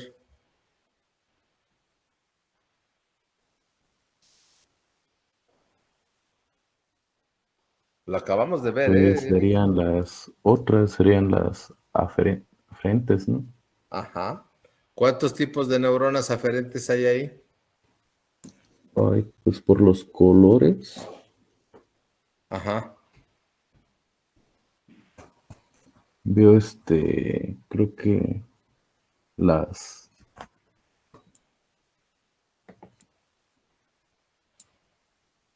creo que dos, ¿no? ¿Cuáles son? Las, somáticas y las, viscerales. Ajá. ¿Y de las somáticas y de las viscerales qué tipos?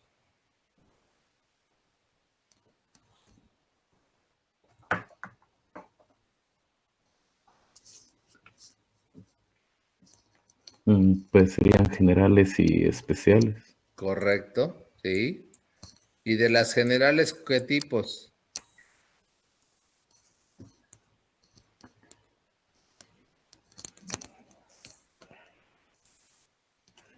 Serían de las que nos había mencionado, de las estereoceptivas y propioceptivas. Correcto. Entonces tenemos que en la raíz dorsal o posterior de cualquier nervio espinal vamos a tener los componentes sensitivos o aferentes. Vamos a tener fibras aferentes somáticas generales esteroceptivas, aferentes somáticas generales propioceptivas y aferentes viscerales generales. Nada más. Ahora tú mismo, Eric, y cuando vemos el ramo ventral o el ramo dorsal, ya sea el ramo ventral o el ramo dorsal, ¿qué podríamos decir con respecto a las raíces posterior, a raíz anterior y raíz posterior? ¿Cuál sería la diferencia o qué notas tú ahí? El ramo ventral que tiene y el ramo dorsal que tiene.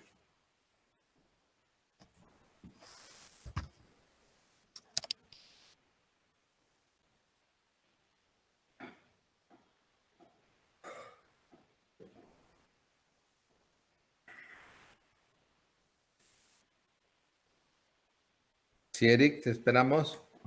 Que el ramo ventral tiene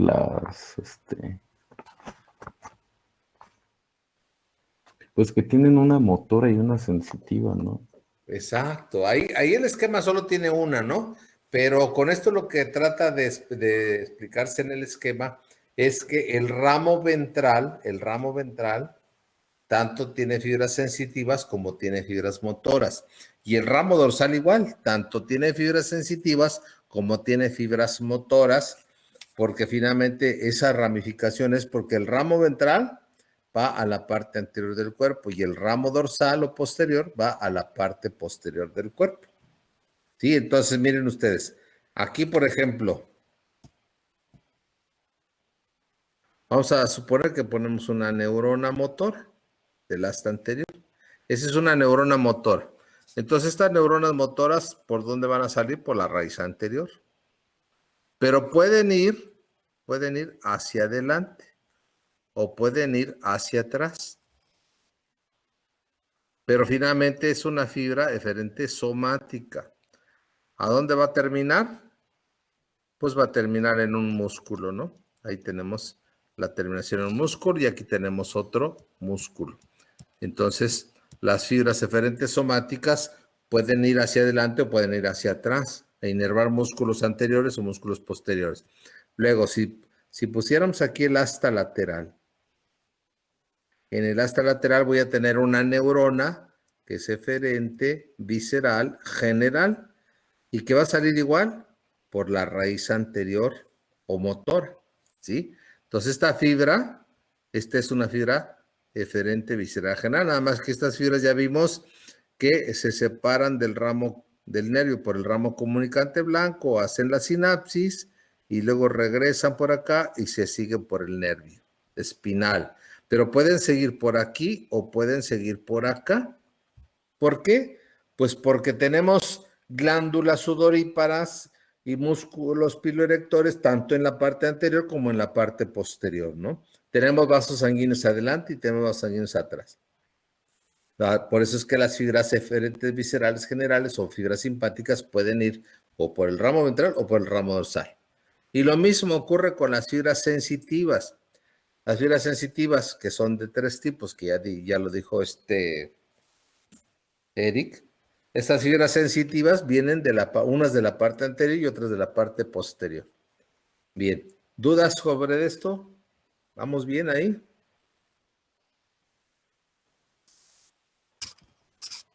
Bueno, pues ahora aquí volvemos a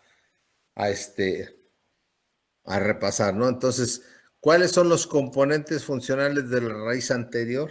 O eferente o motora. Pues solo son 2, las eferentes somáticas y las eferentes viscerales generales. Y lo que acabamos de decir ahí está, aquí está así, resumido. Las fibras eferentes viscerales generales, recuerden que son fibras simpáticas. Y son fibras simpáticas preganglionares. Así es que estas pueden ir a un ganglio simpático paravertebral, hacer sinapsis, regresar al nervio espinal y van a ir a los músculos piloerectores, glándulas odoríparas y vasos sanguíneos. ¿Sí? Pueden ir al ganglio paravertebral, hacer sinapsis. Ahí, bueno, no hacer sinapsis sino hasta seguir por los nervios espláncnicos y llegar a las vísceras, como son los bronquios, los pulmones, el corazón. O bien pueden hacer sinapsis, pueden ir al ganglio paravertebral, no hacen sinapsis aquí, sino que la van a hacer hasta el ganglio espláncnico, ahí hacen la sinapsis, y luego ya siguen el trayecto de las arterias para llegar a las vísceras, al estómago, al yeyuno, etcétera, y ya terminar en la víscera. Y bueno, pues aquí este esquema nos resume todo lo que ya hemos estado señalando y que hemos estado viendo y que creo que ya no tenemos ahí ninguna duda, ¿no? Recuerden ustedes que todas las neuronas que están de color rosita o lila, estas neuronas, ¿de dónde derivaron? Vamos a preguntarle a Julisa Jacqueline. Julisa Jacqueline.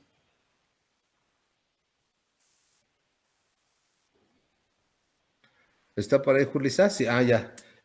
Julisa, la pregunta es, y ahí me escribes, por favor. La pregunta es, todas estas neuronas que acabo de señalar y que están en color rosa o lila, ¿de dónde se originaron?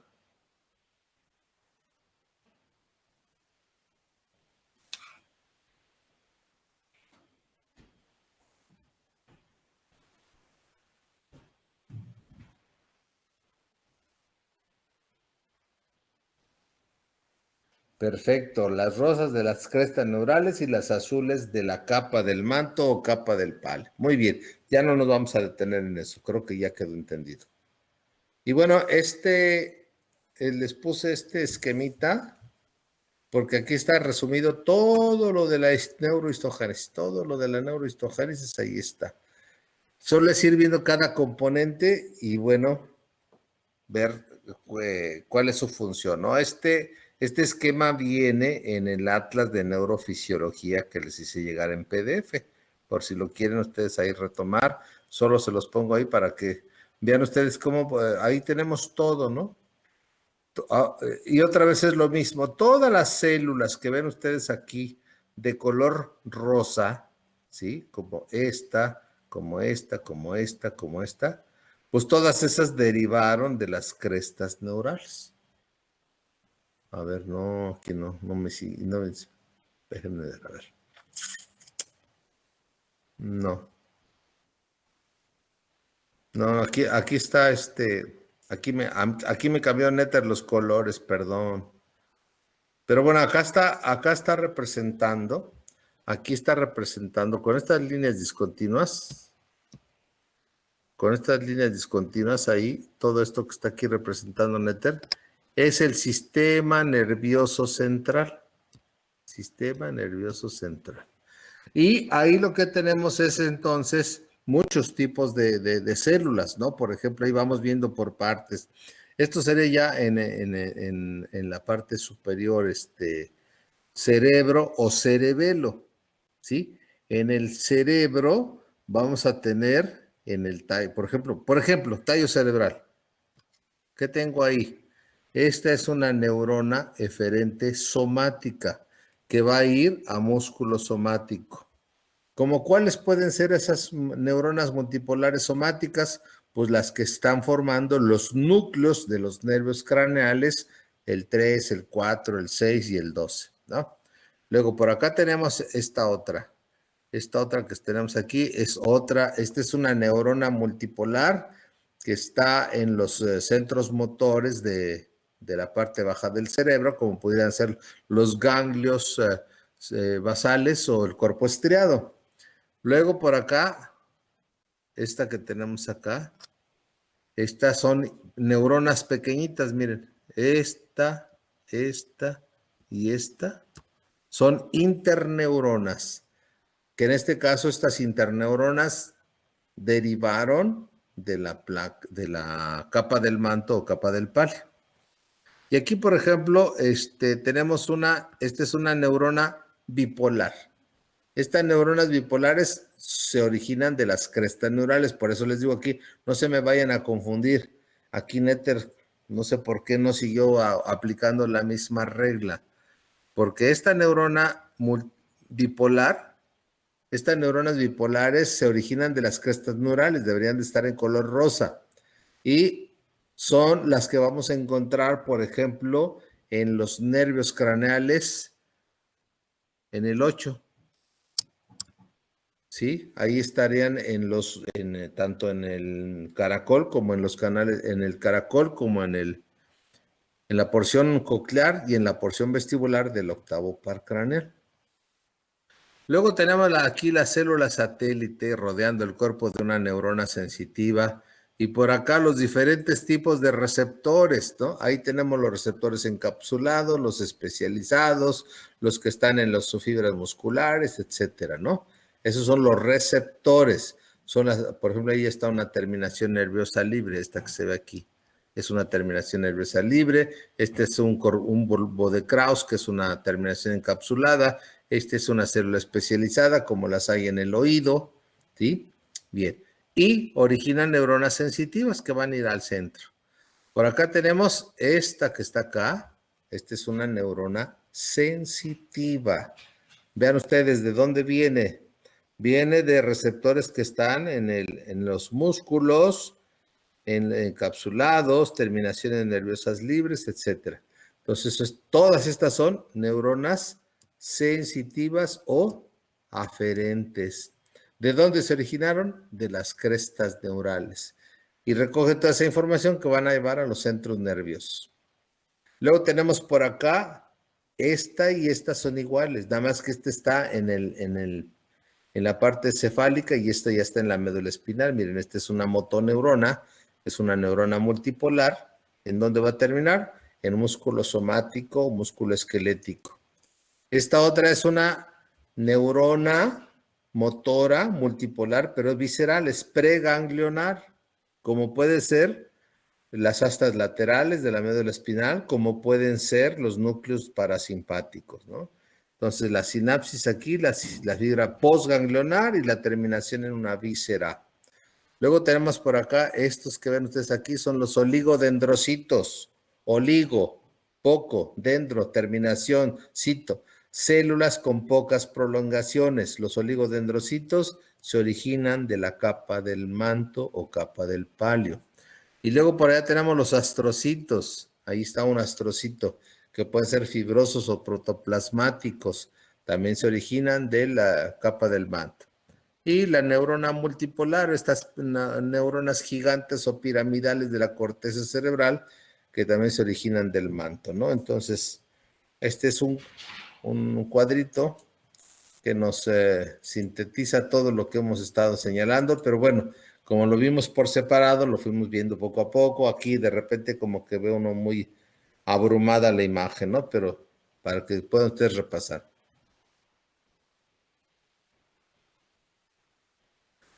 Bueno, otra malformación congénita es el síndrome de Klippel-Feil, en el que vamos a ver, miren acá en la parte baja, aquí ven ustedes, está, déjenme poner el color. Aquí tenemos, vean ustedes, las vértebras cervicales 2 y 3 están fusionadas, ¿sí? Hay fusión de las vértebras cervicales, pueden ser la 2 y la 3, y luego la 4 y la 5. Aquí hay doble fusión de vértebras, ¿sí? Entonces hay fusión y reducción de los cuerpos de las vértebras cervicales. Esto nos lleva a que haya una menor movilidad del cuello y acortamiento del cuello. Puede acompañarse de hidrocefalia, asimetría facial, siringomielia, implantación baja del cabello, como se muestra aquí, implantación baja del cabello, elevación de los omóplatos y pues los movimientos cervicales están limitados. Repito, puede agregarse siringomielia y espina bífida. Este es el síndrome de Klippel-Feil. Luego tendremos la enfermedad de Cruzón, donde tenemos un cierre prematuro, ya sea de la sutura sagital o de la coronal. Es una sinostosis o una cráneoestenosis o cráneosinostosis, como quieran llamarlo.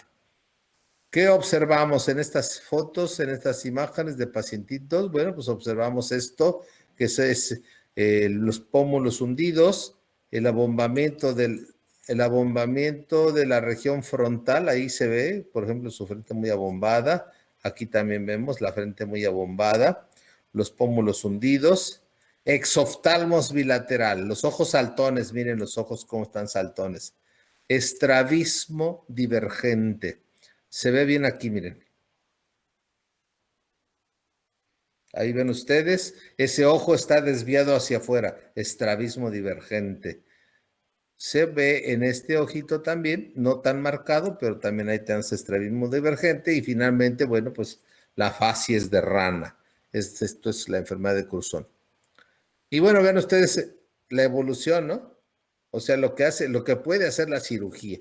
Miren, un niño con la enfermedad de Cruzón, luego a los 5 años cómo está el niño, luego ya le hicieron diferentes tratamientos con aparatos, vean ustedes aparatos sofisticados, y bueno, esta es la apariencia posoperatoria del niño después de varios años de tratamiento. Entonces, la verdad es que, bueno, a mí en lo personal me asombra ver los cambios que puede presentar un niño con estos tratamientos que también los hacen los cirujanos maxilofaciales.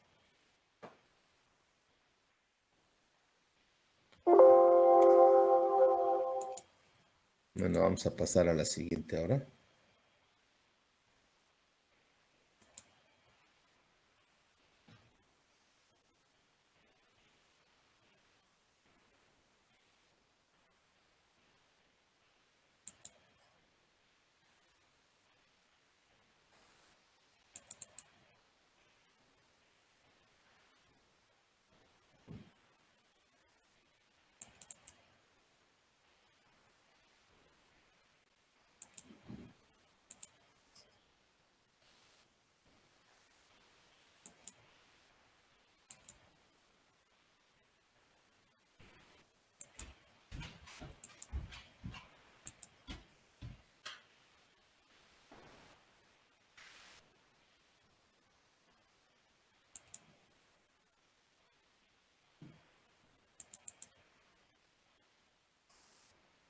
Bien, vamos a seguir entonces con...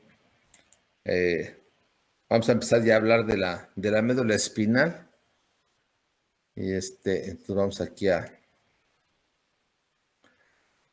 empezar por... Vamos a ver. Ahí se alcanza a ver bien. Ahí está.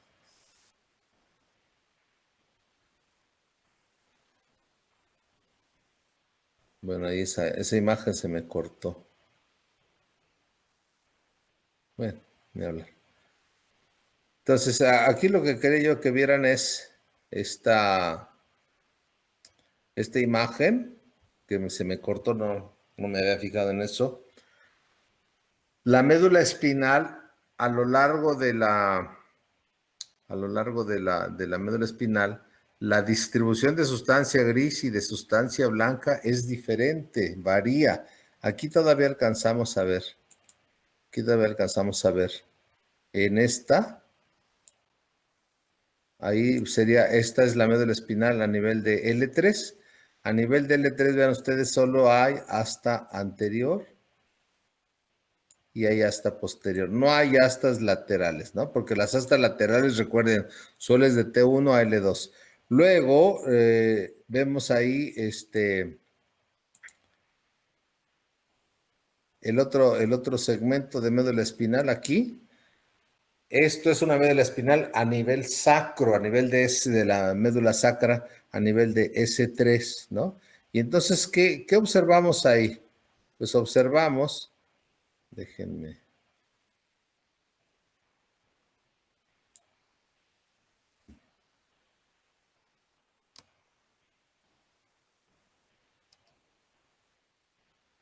Vamos a pintar acá. Esta sería la médula espinal a nivel sacro. A nivel sacro lo que vamos a observar es que la sustancia gris, tal y como lo muestra el esquema, luego lo hago más grande para que se pueda ver un poquito mejor. ¿Sí? Esa sería médula a nivel de S3, médula espinal a nivel de S3.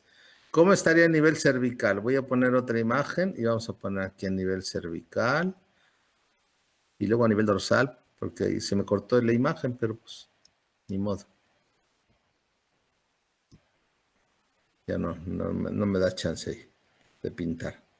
Pero a nivel cervical vamos a verla así, sustancia gris, sustancia blanca. Eso sería a nivel cervical. A nivel dorsal o torácico, la médula espinal se va a ver así. Vamos a ver hasta posterior, hasta lateral y hasta anterior. ¿Sí? Vean ustedes las diferencias, ¿no? Estos decíamos que es a nivel del sacro, de médula sacra, a nivel cervical y a nivel torácico o dorsal. Entonces, con estas imágenes así ya medio, pues ya no como estaban en el esquema, ¿verdad? Pero bueno, ni modo, se me borró. Juan Jesús, ¿está por ahí Juan Jesús? Creo que él tenía problemas con el micrófono, no me acuerdo. Juan Jesús. Sí, aquí estoy. ¿Me escucha? Sí, Juan Jesús, viendo las imágenes que estamos ahí poniendo ahorita, ¿qué notas en relación con la médula cervical, la médula sacra y la médula torácica? Sí, a grandes rasgos. ¿Cómo?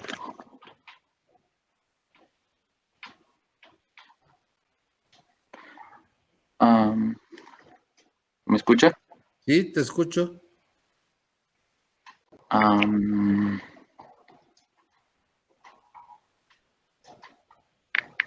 ¿Qué notas?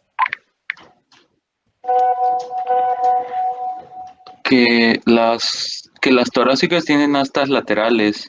Exacto. Para empezar, las torácicas tienen astas laterales que no hay en la médula sacra, que no hay en la médula cervical. Perfecto. ¿Qué más?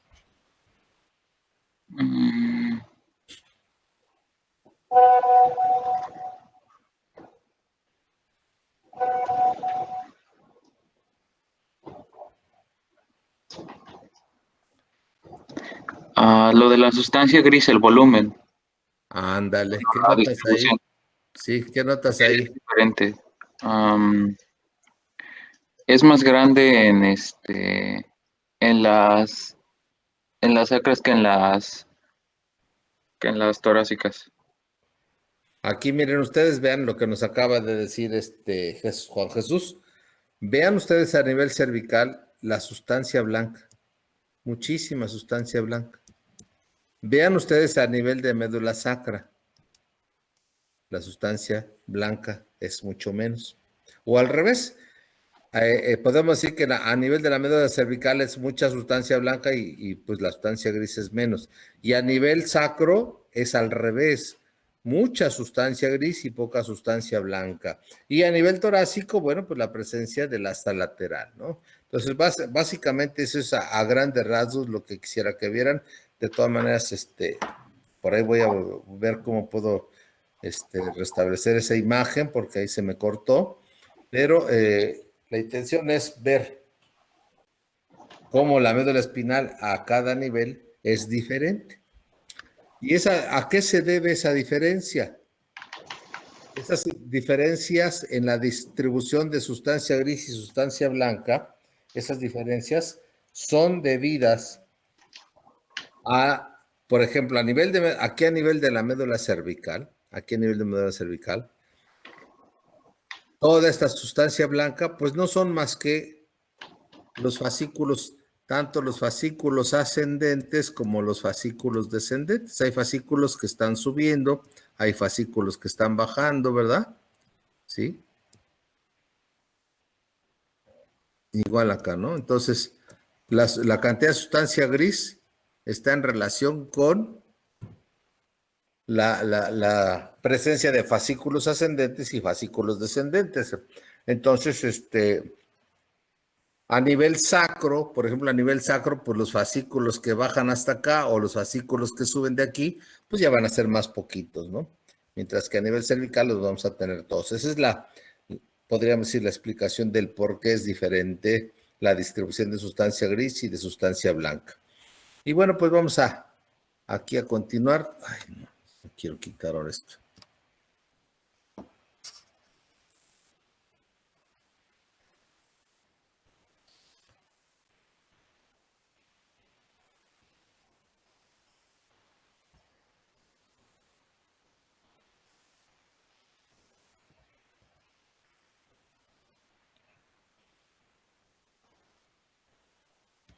Bueno, ya luego borramos lo demás. Entonces tenemos ya esto ya lo habíamos visto en otra imagen, habíamos visto cómo en la piel hay diferentes tipos de receptores, ¿no? Entonces, aquí vamos a identificarlos. ¿Sí? Aquí hay receptores de varios tipos. Aquí tenemos las terminaciones nerviosas libres, tenemos los encapsulados, tenemos los corpúsculos de Pacini, tenemos aquí una glándula sudorípara, etc. Y entonces los corpúsculos de Meissner son terminaciones nerviosas que... Voy a subir la imagen aquí. Aquí está este es un corpúsculo de Meissner, ¿sí? Estas son terminaciones nerviosas no mielinizadas, encapsuladas. Están formadas vean ustedes aquí la imagen, se ven celulitas aplanadas, ¿no? Ahí se ven varias células aplanadas como laminitas que se adaptan fácilmente, ¿no? Se adaptan a la diferencia en cuanto a la deformación que se produce en la piel, ¿no? Entonces podemos apachurrar nuestra piel, o sea, tocarla fácilmente y esto se deforma rápidamente, genera potenciales de acción y genera el impulso eléctrico, ¿no? Entonces, déjeme cambiar ahí está. Luego tenemos los corpúsculos de Pacini, que son estos que ven ustedes aquí. Este es un corpúsculo de Pacini. Estos son también receptores sensitivos que los vamos a encontrar en la piel. Estos responden a la vibración y a la presión mecánica. Son corpúsculos de forma elipsoidal. Tienen una capsulita, ¿verdad? Tienen una cápsula alrededor. Y también están formadas por células que están aplanadas, ¿no? Parecidas a estas, pero aquí aplanadas. Aquí las ven como laminitas. Todas estas son células que están aplanadas de tejido conectivo. Y estos corpúsculos dan origen a una fibra nerviosa gruesa de mielina con Schwann, vaina de Schwann, que son las que se van a encargar precisamente de transmitir el impulso nervioso, ¿no? Entonces, estos corpúsculos de Pacini se encuentran sobre todo en el tejido conectivo subcutáneo, muy numerosos en las manos y en los pies, ahí es donde están más numerosos. Por ejemplo, en la espalda hay pocos corpúsculos de Pacini. Luego tenemos los corpúsculos de Ruffini. Este es un corpúsculo de Ruffini. Estos son receptores para cambio de temperatura, más que nada lo que perciben es calor, aunque también dicen pues los textos que también pueden registrar estiramiento de la piel. Son los de Ruffini. Luego los discos de Merkel. Los discos de Merkel, estos son para tacto fino, ¿sí? Para adaptarse a cosas así como muy finitas, ¿no? El disco de Merkel. Y seguimos con los corpúsculos de Krauss o bulbos de Krauss, que son los que se encargan de registrar el frío en la piel, ¿no? Son corpúsculos pequeñitos, están también en la parte profunda de la piel Se parecen a los de Pacini, son más pequeñitos, 50 micras, ¿verdad? Los encontramos mucho en la submucosa de la boca, en la nariz, en los ojos, en los genitales, etc. En todo el cuerpo hay aproximadamente 260,000 receptores de este tipo. Y bueno, pues vamos a empezar ya aquí con hablar de cuestiones que tienen que ver con la función de la médula espinal. Aquí lo que tenemos es la imagen de un reflejo, un arco reflejo simple, que puede ser, si se fijan ahí, tenemos dos neuronas, dos tipos de receptores. Déjenme aumentar un poquito esto. Ahí está, un poquito más, ahí se ve mejor. Entonces, ahí, ¿qué es lo que estamos viendo? Estamos viendo los componentes del arco reflejo simple, que puede ser aquí, en esta imagen, tenemos representados dos arcos reflejos. Uno que es el monosináptico y otro que es el bisináptico. Empezamos por acá en el receptor. Ahí está el receptor y se origina una fibra nerviosa que la tenemos aquí,